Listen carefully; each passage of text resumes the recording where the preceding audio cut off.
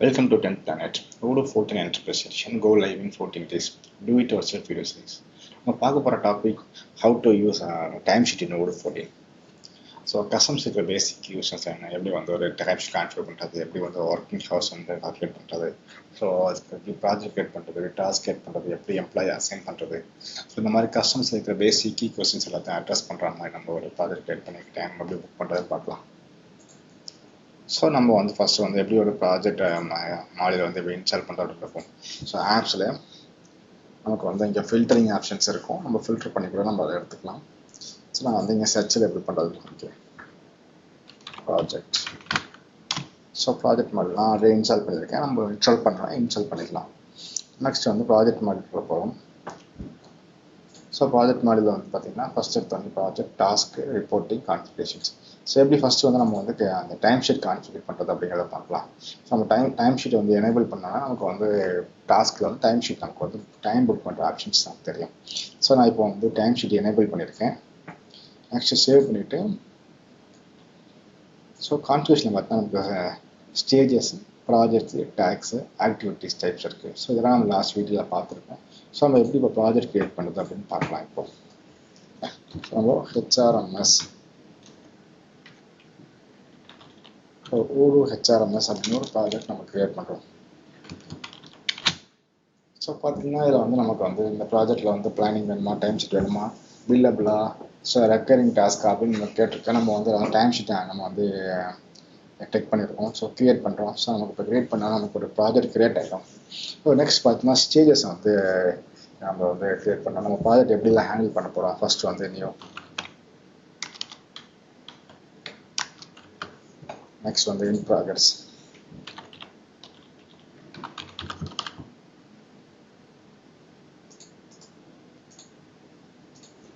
Next பார்த்தீங்கன்னா வந்து development,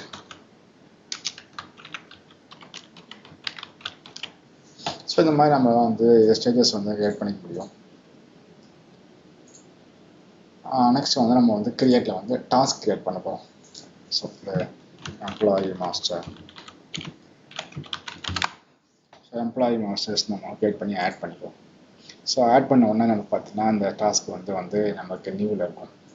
so நம்ம அதை கிளிக் பண்ணி ஓப்பன் பண்ணாலும் பார்த்தா நமக்கு வந்து நம்ம லெஃப்ட் சைடில் ஸ்டார்ட் அப்படின்னு ஒரு மெனு பட்டன் இருக்கும். ஸோ இதுதான் நம்ம டைம் புக் பண்ணுறதுக்கான டைமை வந்து ஸ்டார்ட் பண்ணுறதுக்கான ஆப்ஷன். ஃபர்ஸ்ட் நம்ம வந்து செட்டிங்ஸ்லாம் பார்த்துக்கலாம். நம்ம வந்து இப்போது இனிஷியல் பிளானிங் ஹவர்ஸ், ஸோ இந்த எம்ப்ளாயி மாஸ்டர்ஸ் வந்து டெவலப் பண்ணுறதுக்கு நமக்கு வந்து ஒரு 10 ஹவர்ஸ் கொடுக்கணும்னு வச்சுக்கோங்க. ஸோ நம்ம அந்த யூஸர் வந்து எத்தனை நாளில் முடிக்கிறாரு, 10 ஹவர்ஸில் முடிக்கிறாரா, இல்லை வந்து அதுக்கு மேலே டைம் எடுத்துக்கிறாரா, ஸோ இந்த மாதிரி நம்ம வந்து நம்ம எஸ்டிமேஷன் வந்து பண்ணுறதுக்கு நம்ம டைமர் வந்து நமக்கு வந்து யூஸ் ஆகும். இன்னொரு விஷயம் பார்த்தீங்கன்னா நமக்கு டைமரை பேஸ் பண்ணி நம்மளால் வந்து இன்வைஸ் பண்ண முடியும். ஸோ எப்படி நம்ம டைம் புக் பண்ணுறது, மேனுவலாக எப்படி வந்து டைம் புக் பண்ணுறது, ஆட்டோமேட்டிக் எப்படி பண்ணுறதுன்னு பார்க்கலாம். ஆக்சுவலாக சேவ் பண்ணிட்டேன். ஸோ ஒன்ஸ் நீங்கள் அந்த மாதிரி ஸ்டார்ட் பண்ணிங்கன்னா நமக்கு வந்து டைம் புக் ஆகிட்ருக்கும். ஸோ நமக்கு இது ஒரு வே.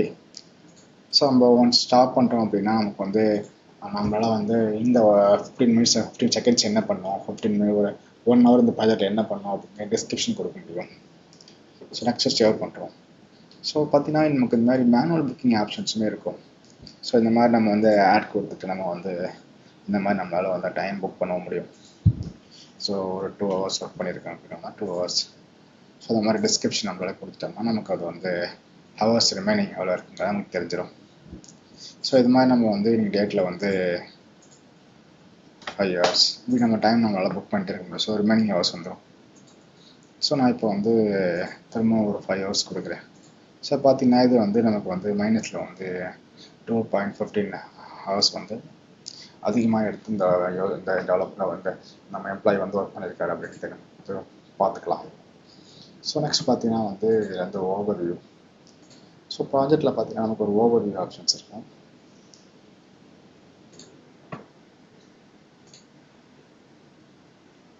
ஸோ டாஸ்கில் நம்ம சப் டாஸ்க் கிரியேட் பண்ணிக்கலாம். ஃபோர்காஸ்டிங்ஸ் ஆப்ஷன்ஸ் இருக்கும்.